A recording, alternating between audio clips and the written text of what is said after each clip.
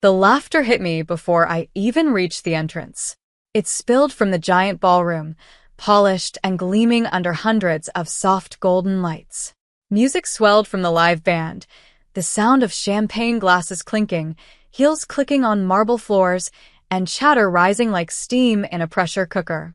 Before we begin, drop a comment and tell us what would you do in this situation? Be honest, tell me in the comments below. We read every comment. Let's begin. I walked in alone, heads turned, not because I was late, not because I was dressed differently, but because, in their eyes, I had no business being there without anyone by my side. There she is, someone near the bar muttered. Wow, my cousin Elise snickered. Brave of her to show up solo. She couldn't even find a date, my sister Rachel whispered to the woman next to her, loud enough for the room to catch it. It's honestly sad. I didn't flinch. I just kept walking. The navy blue dress I wore wasn't designer. It wasn't new. I'd stitched it myself after work for 3 nights straight because rent came first and life didn't come with safety nets. My heels were borrowed. My nails were bare. My lipstick? Drugstore red. But my spine? Unbreakable. The scent of roses and expensive perfume was thick in the air. Every table was set with crystal, the chandeliers dripping elegance, and the stage was dressed like something out of a magazine. Rachel's wedding was the most extravagant event my family had ever thrown. She was marrying Greg Madison. Wall Street legacy, 3rd-generation wealth, enough charm to make the papers. And me? I was the forgotten daughter. The one who left home without a trust fund or a real job. The one who worked at a used bookstore downtown and didn't post luxury photos online. The one they tried to erase from holiday cards. I made my way to the corner of the ballroom, to the table labeled distant family and plus ones. Alone. No one offered a greeting. Not my parents, who avoided eye contact from their VIP table.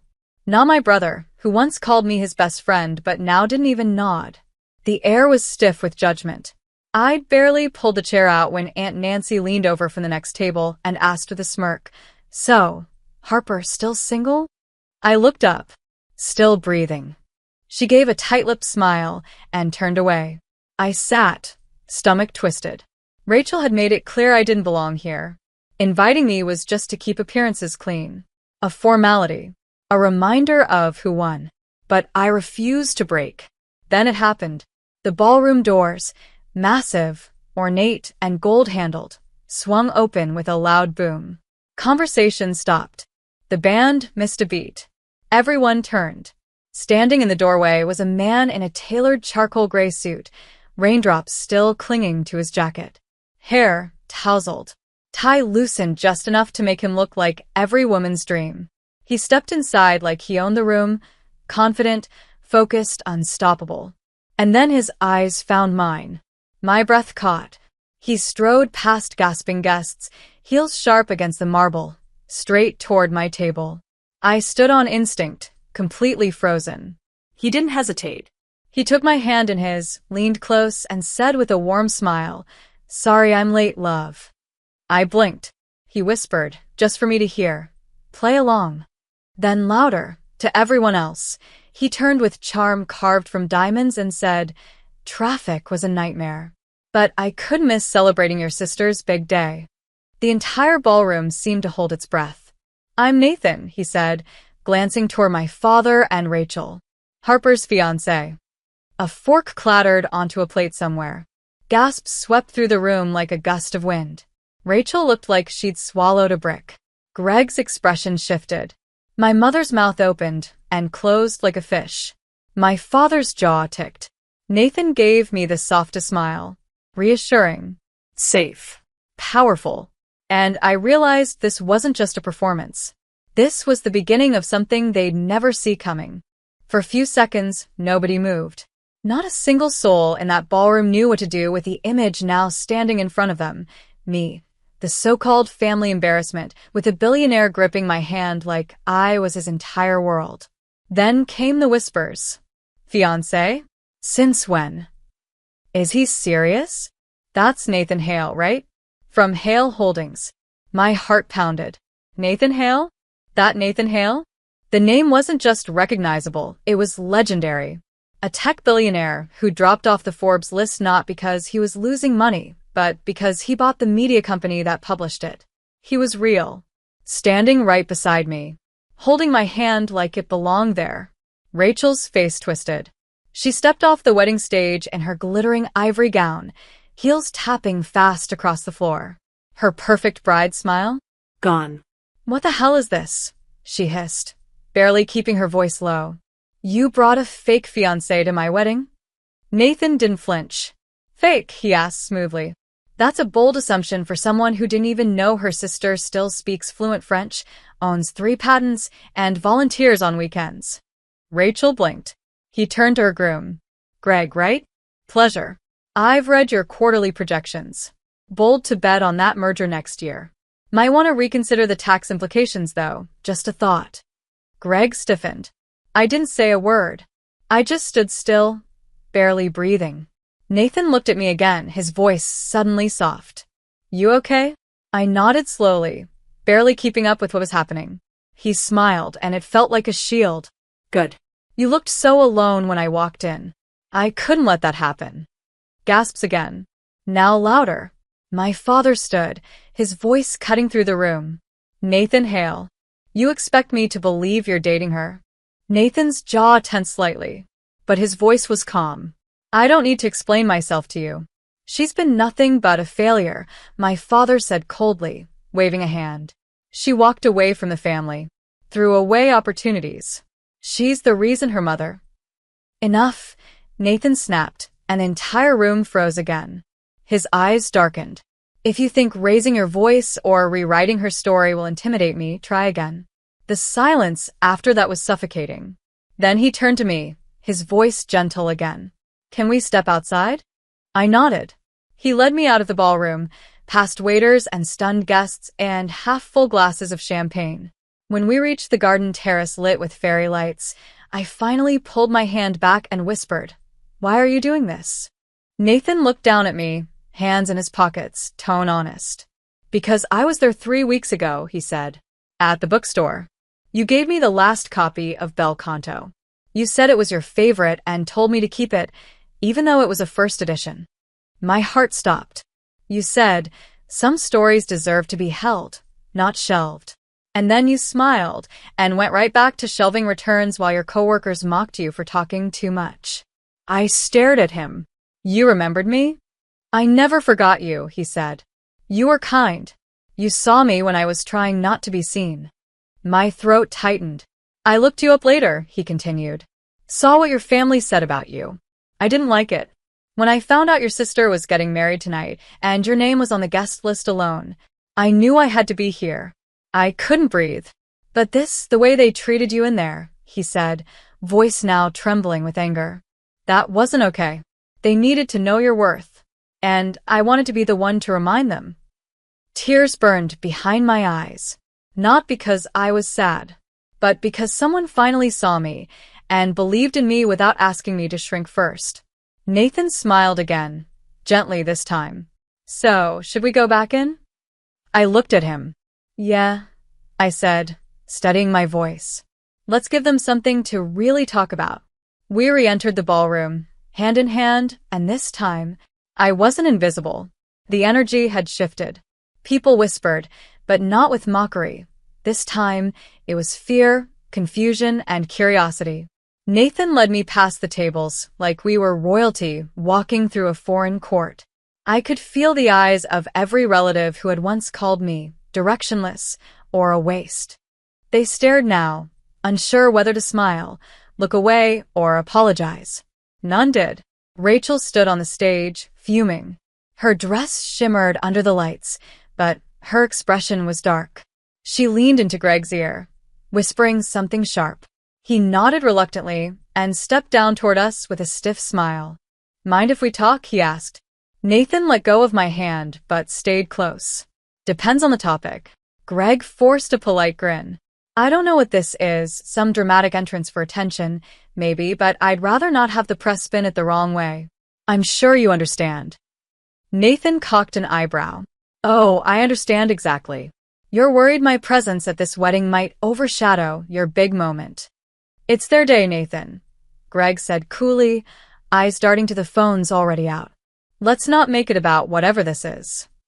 Nathan looked at me, then back at him. You're right. He turned, raising his voice ever so slightly. Attention, everyone.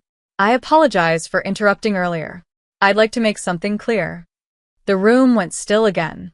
I'm not here to cause a scene, he said.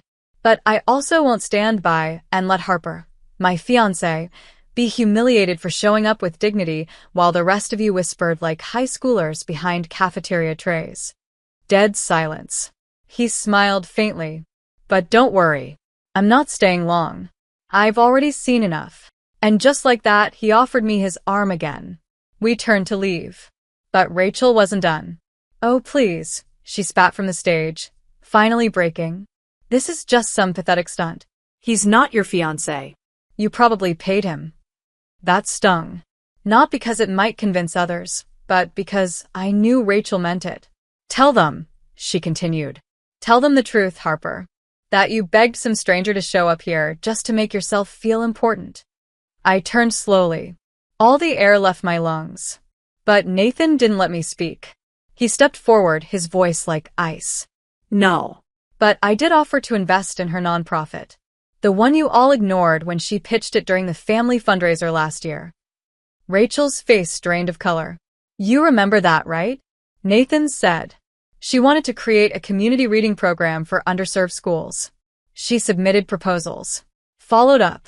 Got nothing but radio silence from her own family. My mom stood now. That's not fair. No, what's not fair, Nathan snapped, is watching a woman you claim to love sit in the back row while you all play perfect up front. The room shifted uncomfortably. People looked away. Some sat down again. Others pretended to sip drinks just to avoid the tension. I stepped forward then. I didn't ask him to do this, I said softly. I didn't ask for attention. I just showed up because I thought maybe being here meant I still belonged. I looked right at Rachel. But I was wrong. She opened her mouth, but I held up a hand. No more fake smiles. No more pretending this family didn't turn its back on me the second I didn't fit your mold. The lights felt hotter. My voice felt stronger. So you can keep your perfect wedding, your cold congratulations, and your shallow whispers. But I'm done shrinking to make room for your egos. And with that, I turned to Nathan. Let's go. The ballroom doors closed behind us a second time. But this time I didn't feel small. I felt free. We didn't speak until we were back in Nathan's car, a sleek, black Aston Martin parked beneath the glowing awning of the Grand Lexington Hotel. The moment the doors shut, sealing us away from the cold eyes and champagne-soaked whispers, I finally exhaled. I can't believe you did that, I said, half in awe, half in shock. That you showed up. That you knew. Nathan glanced over, his face soft now. I didn't know what I'd walk into, but I felt it that day in the bookstore. Like you were fighting to stay visible in a world that kept trying to erase you. I swallowed, emotions catching in my throat. It's been like that for years. He nodded. I know. His voice was quieter now. Sadder. He shifted in his seat, running a hand through his hair. Harper, there's something else I didn't tell you. I blinked. What? He pulled out his phone, tapped a few times, and turned the screen toward me. It was a photo, blurry, slightly tilted. But it was me, taken from inside the bookstore. I looked confused. I didn't take it, he said. My assistant did. Months ago. He paused. She was researching potential hires for a foundation I'm starting, quietly. One of the staff had read a piece you wrote on literacy access. Your name kept popping up. I visited the store to meet you casually. No agenda. No strings. But then, when you handed me that book and smiled at me like I wasn't a stranger, I knew I didn't just want to work with you. I stared at him. I wanted to know you. Silence. Thick. Real. You came to see me? I didn't mean to lie, he said. But after today, it felt wrong not to tell you. I didn't want you thinking this was some pity stunt. I looked out the window, rain starting to mist the glass. It wasn't pity. It was protection. a kindness I didn't know how to accept because I'd never been shown it this way before. I turned back to him. You said something back there about my nonprofit idea. How did you even know about that? He smiled a little. I told you. I read everything. I blinked, stunned. You actually read the proposal? All 42 pages. My hands trembled. I'd poured every piece of myself into that project. Spent nights sketching out models, researching funding gaps, pitching it to my family only to be laughed off the porch. I want to fund it, he said softly. Not just because it's good, but because you are. My throat tightened. You don't even know me. I know what it feels like to be invisible in a room full of people who only see what they want, he said. And I know what courage looks like when it walks into a ballroom alone, wearing borrowed heels and dignity like armor. The tears came then, not because I was sad, but because for the first time in my life, I felt seen. He reached for my hand, his grip warm and steady. But Harper, he added, if we do this, your foundation, your work, it's got to be yours. Fully. I don't want headlines. I don't want press. I just want to be the guy who stands behind the woman who changed everything. I laughed through the tears, shaking my head. You're unbelievable. No, he said, smiling. I just believe in you. We sat there for a long moment, rain tapping gently on the windows, city lights reflecting off the windshield like stars. Then my phone buzzed. I checked it and froze. It was a message from Rachel. You think this is over? That stunt might have worked tonight. But don't forget, I know who you really are. My heart twisted. I showed it to Nathan. He read it, then calmly took my phone and placed it face down on the console. She's afraid, he said. And people who are afraid lash out. I nodded slowly. She's going to try and destroy me. Nathan leaned closer. Then it's time, he said, voice low. You stop letting her win. The next morning, Rachel's text wasn't just a threat. It was a warning. By noon, posts were swirling online. A few old photos from my college dropout year. A misquoted article headline from a blog I never approved. Someone even claimed I was faking the engagement for money. Rachel had clearly gone all in. Nathan didn't say much. Instead, he made a quiet call.